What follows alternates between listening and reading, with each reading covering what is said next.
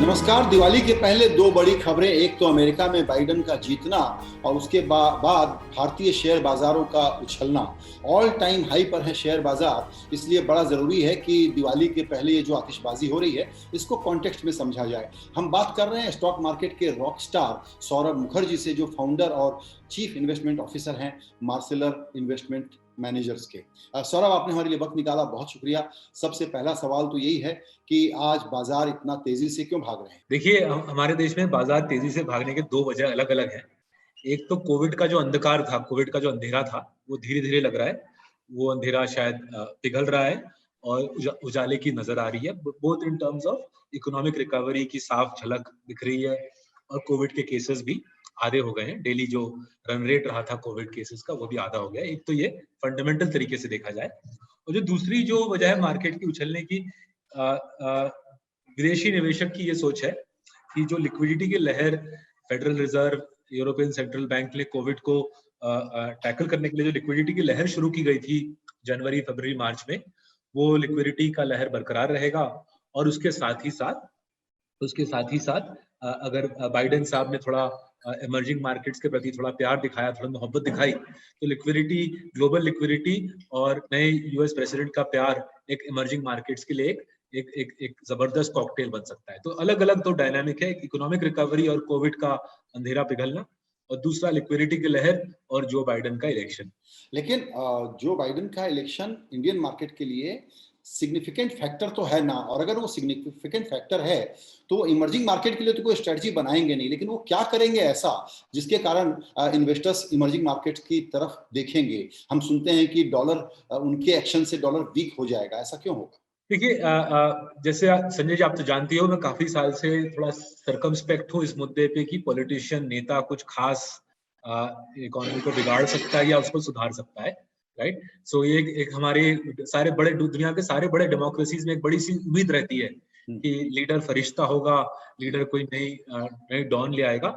ये सोच गलत है। किसी भी लार्ज डेमोक्रेसी में लास्ट 15-20 साल में पॉलिटिकल लीडर का इकोनॉमी पे खास असर रहा नहीं है। लेकिन बिकॉज पॉलिटिकल नेता अब जानता है कि इकोनॉमी पे उसका असर आ नहीं सकता।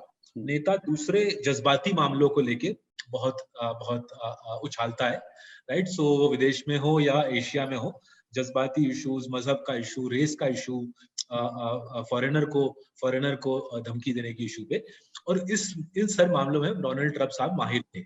तो अब जो बाइडेन इन जज्बाती इश्यूज पे, इमोशनल इश्यूज पे जो बाइडेन कैसे पत्ते खेलेंगे हमको पता नहीं है। अब तक जो क्लूज मिले हैं, अब तक जो इंडिकेशंस मिले हैं कि जो बाइडेन कुछ हद तक कन्वेंशनल यूएस प्रेसिडेंट की तरह बर्ताव करेंगे। सुबह शाम चाइना को धमकाएंगे नहीं, सुबह शाम इमर्जिंग मार्केट के बारे में निंदा नहीं करेंगे, हर दूसरे हफ्ते यूरोप के साथ झगड़ा नहीं करेंगे।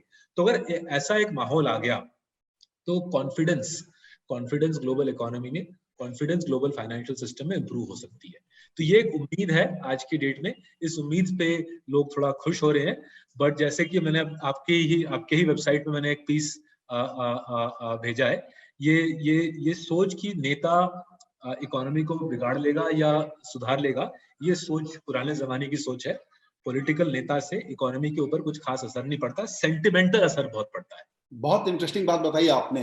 तो सेंटिमेंटल असर के बारे में आपने बता दिया कि बाजार को कैसे देखना चाहिए नेताओं की, जब हम बात करते हैं। अब ये समझाएं कि अमेरिका की इकोनॉमिक पॉलिसी या बाइडेन प्रेसिडेंसी का ऐसा क्या एजेंडा होगा जिसकी वजह से भारत को फायदा होगा?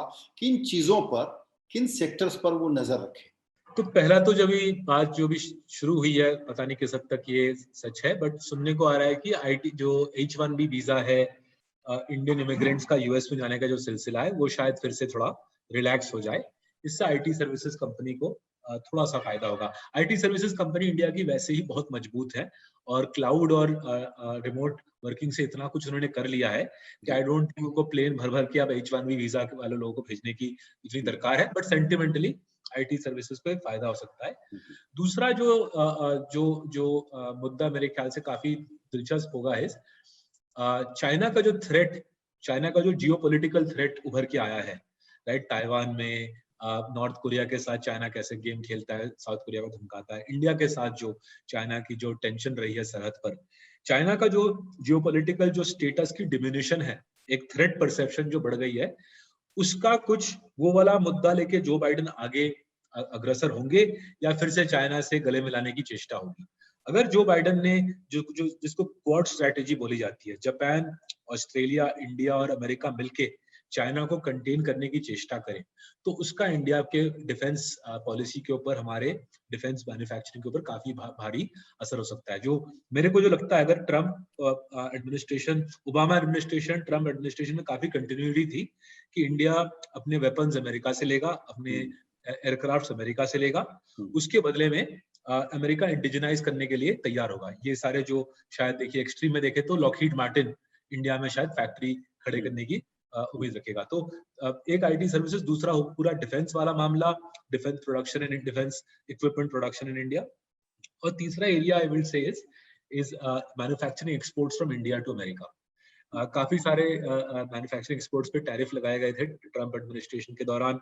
सबसे जो फेमस वाला था हार्ली डेविडसन वाला, राइट। सो अगर Joe Biden emerging market trade पे और नरमी से डील करते हैं, रादर देन ट्रम्प साहब जो सख्ती से पेश आते थे, तो हमारे मैन्युफैक्चरिंग एक्सपोर्ट्स को यूएस में फायदा हो सकता है, स्पेसिफिकली हमारे एग्रीकल्चरल आइटम्स को।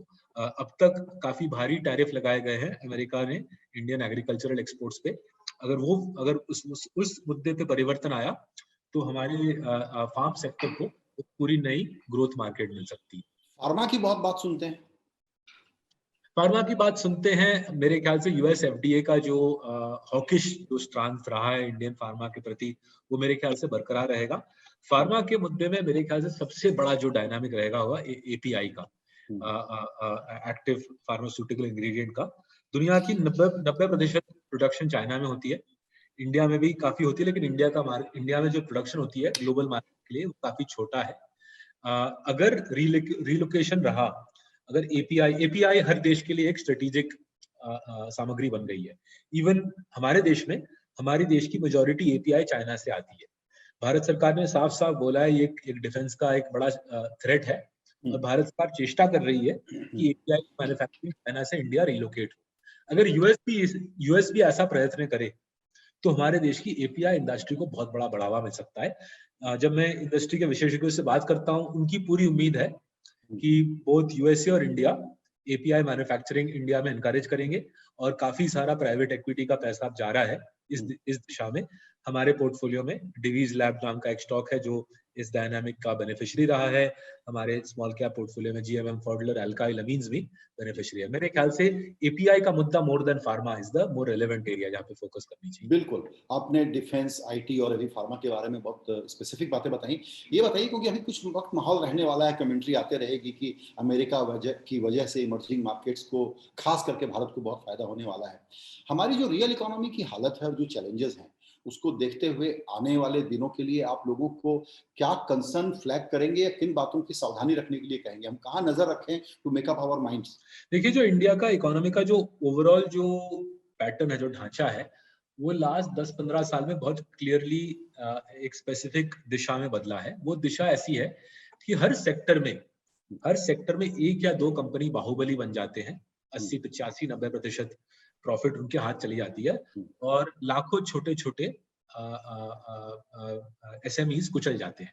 तो ये जो ढांचा है इंडियन इकोनॉमी का, ये डायनामिक बिल्कुल पूरी तरह से बरकरार है। और कोविड ने इस डायनामिक को और अग्रसर किया है और स्ट्रेंथन किया है। तो ये बहुत ठोस डायनामिक है। सो कोई भी जो आपके जो दर्शक हैं जो सोच रहे हैं कि मैं स्मॉल कैप में पैसा लगा के खूब कमा लूंगा, वो थोड़ा सा सावधानी बरते, क्योंकि ये अब बाहुबली का युग आ गया है, अब छोटा बिजनेस का युग चला गया है। ठीक है, ये एक बड़ा सा पैटर्न है। कोई भी हमारा विदेश में नेता है, इंडिया में नेता है, ये डायनामिक पूरी तरह से बैठ गया है। ना इसके साथ साथ अगर मैं दूसरा एक इसी मुद्दे का एक स्पेसिफिक उदाहरण देता हूँ, फाइनेंशियल सर्विसेज में मेरे ख्याल से अगर हम बैंकिंग ले, 4-5 स्ट्रॉन्ग बैंक्स, कुछ अलग अगर हम छोड़ दें, स्ट्रॉन्ग बैंक्स मतलब जैसे कि एचडीएफसी बैंक, कोटक बैंक जो हमारे पोर्टफोलियो में है, अगर ऐसे 4-5 स्ट्रॉन्ग बैंक्स, इनका पलड़ा बहुत भारी रहेगा, इनकी कैपिटल पोजीशन स्ट्रॉन्ग है, इतनी टेक्नोलॉजी एडवांस्ड है, ये बैंक आगे बढ़ते रहेंगे, देश में मार्केट शेयर गेन करते रहेंगे। लेकिन छोटे छोटे बैंक, लिस्टेड हो, अनलिस्टेड हो, प्राइवेट सेक्टर हो, पब्लिक सेक्टर हो, उनको दिक्कतें भारी आएंगी। तो छोटे बैंक से सावधान रहें, स्ट्रॉन्ग बैंक्स की तरफ माइग्रेट करें। सेम मुद्दा संजय जी, सेम मुद्दा मेरे ख्याल से एनबीएफसी सेक्टर में भी उभर के आएगा। करीबन 10,000 एनबीएफसी इंडिया में, मेरे को तो 20-30 से ज्यादा की इकोनॉमिक वायबिलिटी नहीं लगती। तो ये एक बार पहले हो चुका है। उस जमाने में मैं कॉलेज में था, 97 से 2000, सन 2000 के बीच, उन 3 साल में 80% इंडियन एनबीएफसी का दिवाला निकल गया। 50,000 से शुरू किए थे, जब तक नई सदी आई 10,000 बच गए थे। वो 10,000 आज भी जिंदा है मोटा मोटी। उन 10,000 में से मेरे को लगता है अगले 2-3-4 साल में भारी मात्रा में कैजुअलिटीज आएंगे। बेसिकली कोविड का जो इकोनॉमिक इम्पैक्ट है कमजोर बैंक और कमजोर एनबीएफसी पे भारी पड़ेगा। अच्छा, आप तो सौरभ देखिए थोड़ा सा जिनका पोर्टफोलियो साइज ढंग का होता है, जो एचएनआई टाइप के लोग हैं, उनसे डील करते हैं, लेकिन मैं देख रहा हूँ कोविड के बाद जो एक बदलाव आया है कि हमारे बड़े और छोटे शहरों के यंग लोग अब इन्वेस्टमेंट की तरफ देख रहे हैं। उन लोगों को अभी के बाजार के डायनामिक्स को देखते हुए आपकी क्या एडवाइस होगी? क्योंकि कई बार बस शेयर बाजार बढ़ता रहेगा ये कमेंट्री सुन करके लोग आके पैसा लगाना चाहते हैं। तो पोस्ट कोविड बिहेवियरल चेंजेस क्या है और क्या एडवाइस है? देखिए, बिहेवियरल चेंज काफी अंडरस्टैंडेबल है, क्योंकि क्या हो रहा है, रिगार्डलेस ऑफ एज, वो मिलेनियल हो या मेरी उम्र का हो या आपकी उम्र का हो, सारे इंडिया में डेमोग्राफिक जो लोगों को नजर आ रहा है कि फिक्स डिपॉजिट में पैसा रख के मेरा जिंदगी में कुछ होने नहीं वाला, इंश्योरेंस पॉलिसी खरीद के भी मेरा कुछ वेल्थ क्रिएशन खास होने नहीं वाला। अनफॉर्चुनेटली म्यूचुअल फंड जो इक्विटी म्यूचुअल फंड है, उसने भी कुछ खास अच्छे रिटर्न लास्ट 10 साल में डिलीवर नहीं किए हैं। रियल एस्टेट की दशा जितनी कम बात की जाए उतना बेहतर है रियल एस्टेट के बारे में। तो एक डेस्परेशन सा आ गया है इंडिया में। जो इन्वेस्टर है, रिगार्डलेस ऑफ नेटवर्थ, वो हाई नेटवर्थ हो या मीडियम नेटवर्थ हो, इन्वेस्टर लोग समझ गए हैं कि अगर हम अच्छे स्टॉक्स में निवेश ना करें तो हमारी वेल्थ कंपाउंडिंग नहीं आएगी, राइट। और उसी वजह से जो आप देख रहे हो, डीमैट अकाउंट खटाखट खुल रहे हैं। सेबी के वेबसाइट में जो डेटा दिखता है, रिकॉर्ड मात्रा में डीमैट अकाउंट खोली जा रही है। जो मेरी सलाह रहेगी आपके दर्शकों को कि मार्केट में बिल्कुल आज एक रौनक है फॉर द वेरियस फैक्टर्स हमने डिस्कस की, बट आप इस रौनक से ज्यादा उत्तेजित ना हो जाए, बहती गंगा में हाथ धोने की चेष्टा ना करें। आपको अगर निवेश करना है, सावधानी बरतें, 3 मुद्दों पे खास ख्याल करें। प्रमोटर के नंबर वास्तविक हैं या फर्जी हैं, इस पे आप थोड़ा निगरानी रखें। दूसरी चीज, जिस कंपनी में आप निवेश करने का सोच रहे हो, उसकी प्रोडक्ट एसेंशियल है या नहीं। हमारा देश अभी भी काफी गरीब देश है, करीबन 100 करोड़ की आबादी आज भी $1000 पर एनम और उससे कम पे रहती है। तो एसेंशियल प्रोडक्ट्स और सर्विसेज में निवेश करने का सोचे। और तीसरी चीज, कंपनी बाहुबली है या नहीं। तो ये 3 चीजें एक साथ होनी चाहिए।